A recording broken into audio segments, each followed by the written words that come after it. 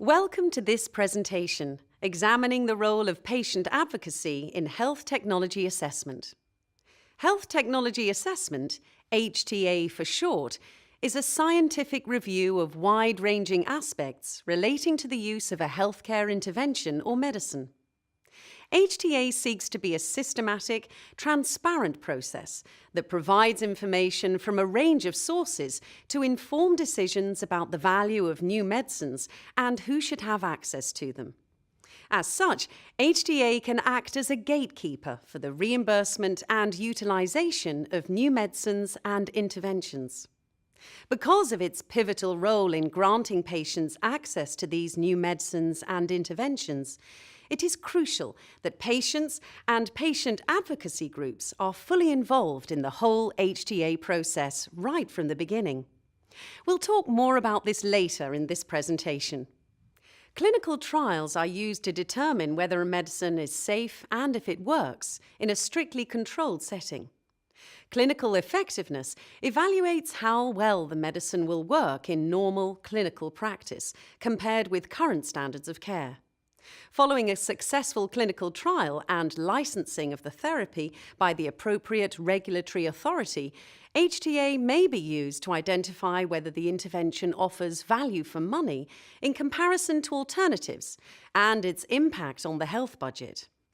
Social, ethical, logistical, and other aspects may also be considered. After such an assessment, HTA may lead to a recommendation that a medicine is made widely available to patients via a country's reimbursed national health system.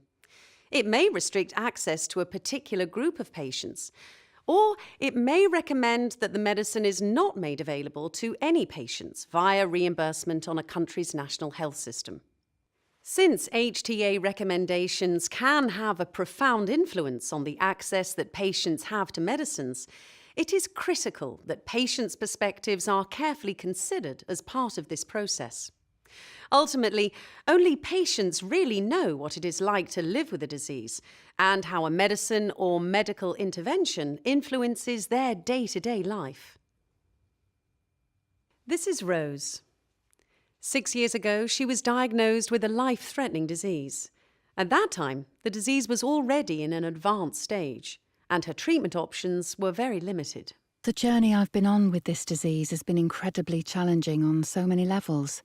Sometimes I've felt intense sadness at the thought of having my life cut short.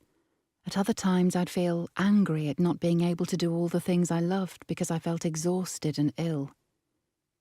It's certainly been a real roller coaster ride, a mix of contrasting experiences. I felt great joy and optimism when the therapies worked for me, and then huge disappointment and fear when they stopped working. Don't get me wrong, I had excellent medical care, but my battle with the disease continued. Then my doctor told me there was a new medicine being studied in a clinical trial. I decided that if I joined the trial, I might be able to try a new treatment that might help me. And I felt I might also be helping others in the future. So, after several tests and assessments, I was accepted into that trial. I feel fortunate that my doctor told me about the trial and that I was at least given the choice about participating in it. The data that were collected during the clinical trial Rose was in are crucial for the development of more effective treatments. There is still a long way to go from the first testing of a potential medicine on patients to gaining regulatory approval to market the medicine to healthcare providers and finally ensuring the availability of that medicine for every suitable patient. This presentation has a duration of approximately 1 hour.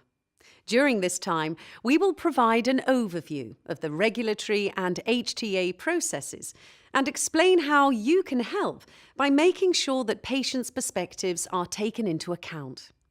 I hope you will be inspired and think about the next steps you might take. To put HTA in perspective, you need to know how a potential new medicine is developed in the first place. Over the next few minutes, we will explain the journey of a medicine, from the laboratory to its availability from your healthcare provider.